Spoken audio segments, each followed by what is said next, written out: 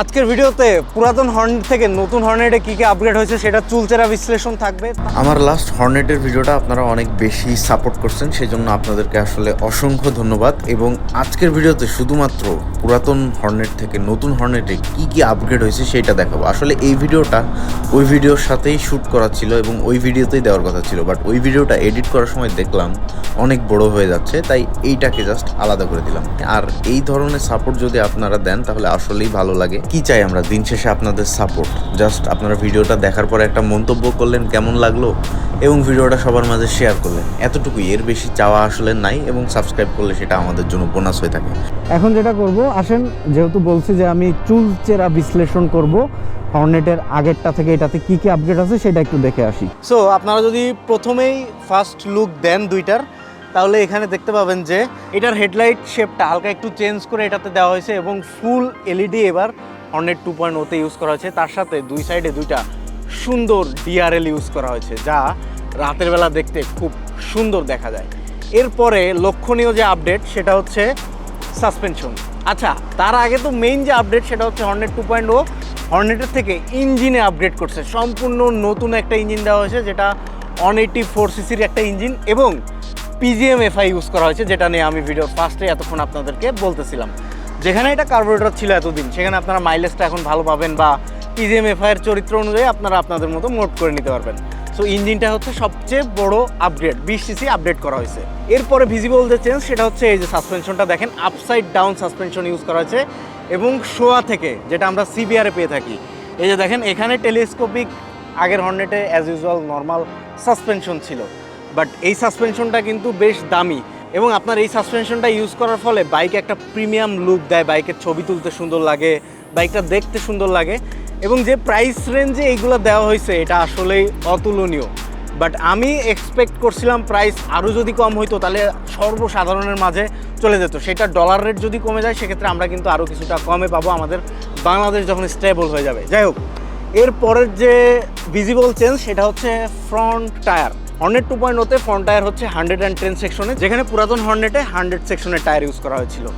এরপরে আর একটা উল্লেখযোগ্য বিষয়, যেটা আমরা হোন্ডা নিয়ে সবসময় কমপ্লেন করে এসেছি, ইঞ্জিন কিল সুইচ, ইঞ্জিন কিল সুইচ। এই হর্নেট 2.0-তে ইঞ্জিন কিল সুইচটা দেওয়া হয়েছে, হর্নেটে কিন্তু এটা নাই। এবং এটা যে ইনস্ট্রুমেন্ট কনসোলটা এবার দেওয়া হয়েছে, LCD দেওয়া হয়েছে, গিয়ার শিফটিং ইন্ডিকেটরটা দেওয়া হয়েছে, যেটা আগের হর্নেটে ছিল না। এবং আরও একটা ভিজিবল চেঞ্জ দেখেন, ইন্ডিকেটরে কিন্তু প্রপারলি চেঞ্জ আসছে। হর্নেট 2.0-তে প্রায় CBR-এর মতো দেখতে একটা ইন্ডিকেটর দেওয়া হয়েছে, বাট এক্স্যাক্টলি CBR-এর মতো দেখতে না, CBR-এর থেকেও শার্প ডিজাইন। আমার কাছে খুব পছন্দ হয়েছে ইন্ডিকেটরটা, যেখানে এতদিন এটাতে LED ইন্ডিকেটর ইউজ করা হতো না, এবং একটা গোল টাইপ, যেটা আমার আসলে পছন্দ ছিল না সত্যি কথা বলতে। এরপরে যদি ট্যাঙ্ক শেপের কথা বলি, ট্যাঙ্ক শেপে খুব সামান্য কিছু পরিবর্তন আনা হয়েছে। ম্যাক্সিমাম দেখতে অনেকটা একই রকম, বাট কিছুটা চেঞ্জ আনা হয়েছে। এবার এখান দিয়ে বাতাস পাসের মতো একটা জায়গা রাখা হয়েছে, যাতে আরও একটু বেশি অ্যারোডাইনামিক হয় বাইকটা, যেটা হর্নেটে একটু ফোলা ফোলা টাইপের ছিল, দেখতে একটু মোটা মোটা লাগতো হর্নেট বাইকটা। কিন্তু এবার যদি হর্নেট 2.0 আপনি দেখেন, আপনার একটুও ফিল হবে না যে এটা একটা ফ্যাটি বাইক, একটা স্টাইলিশ এবং স্মার্ট বাইক মনে হবে আপনি যখন এটাকে দেখবেন।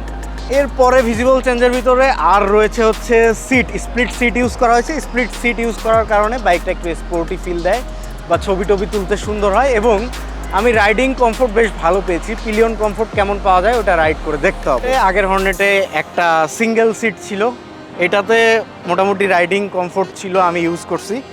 এটাতেও সেই সিমিলারই লাগতেছে আমার কাছে, কারণ হ্যান্ডেলবার পজিশন এবং চ্যাসিস পজিশন মোটামুটি সেমই আছে।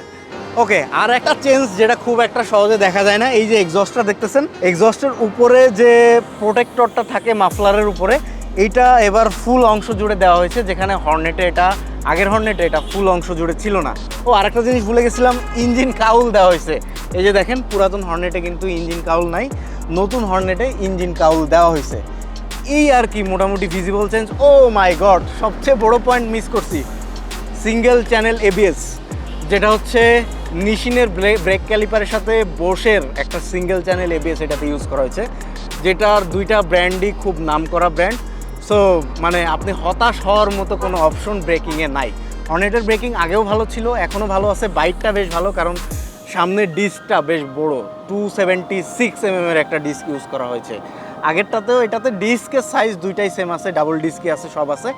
আচ্ছা, একটা জিনিস বলা হয় নাই, যেটা হচ্ছে এই যে চাবির পজিশনটা দেখতে পাচ্ছেন, এটা কিন্তু সম্পূর্ণ চেঞ্জ করছে। এই যে আগের হর্নেটে দেখেন এইখানটাতে ছিল, যেটার কারণে নানা রকম সমস্যা হতো, যেমন এই যে এখানে দেখেন অলরেডি দাগ হয়ে গেছে, প্রচণ্ড দাগ হয়ে যায়। এবার পজিশনটা এখানে দেওয়ার কারণে এই দাগ টাগগুলো হবে না, কারণ এখানে ফাইবার দেওয়া হয়েছে, এটা মোটামুটি সংরক্ষিত থাকবে। এই যে আপনার অ্যালুমিনিয়াম বা লোহার যে এরিয়াগুলো, এগুলাতে কিন্তু আর দাগগুলো হবে না আর কি। হর্নেটের পিসের যে পাদানিটা, এটা কিন্তু পুরো অ্যালুমিনিয়ামের দেওয়া হয়েছে। এবার সামনেরটাও কিন্তু পুরো পাদানিটাই সেটটাই চেঞ্জ করা হয়েছে। এটা নিয়ে হয়তো আগের হর্নেট ইউজারদের কমপ্লেন ছিল। সো এই যে দেখেন পিসেরটা কিন্তু আগের পুরাতন হর্নেটের এটা রাবারেরই ছিল, বাট এটাতে একটু সুন্দর করার জন্য এটা দেওয়া হয়েছে। সো এই আর কি, আর হচ্ছে প্রাইস ডিফারেন্স। তবে দুঃখের বিষয় হচ্ছে আপনারা চাইলেও আর আগের হর্নেটটা কিন্তু পাবেন না, এটা টোটালি মার্কেট আউট করে দেওয়া হয়েছে, যেহেতু নতুন হর্নেট চলে এসেছে বাজারে। হোপসো আপনাদের পুরো ভিডিওটা ভালো লেগেছে, অ্যান্ড ভালো লাগলে অবশ্যই কী কী করতে হবে আপনারাই ভালো জানেন। আর সাবস্ক্রাইব করলে আপনাদের টাকা খরচ হবে না, বাট আমার জন্য একটু উপকার হবে, এই আর কি। সো আজকের ভিডিও থেকে বিদায় নিচ্ছি, সবাই ভালো থাকেন, সুস্থ থাকেন, আল্লাহ হাফেজ, অ্যান্ড আসসালামু আলাইকুম।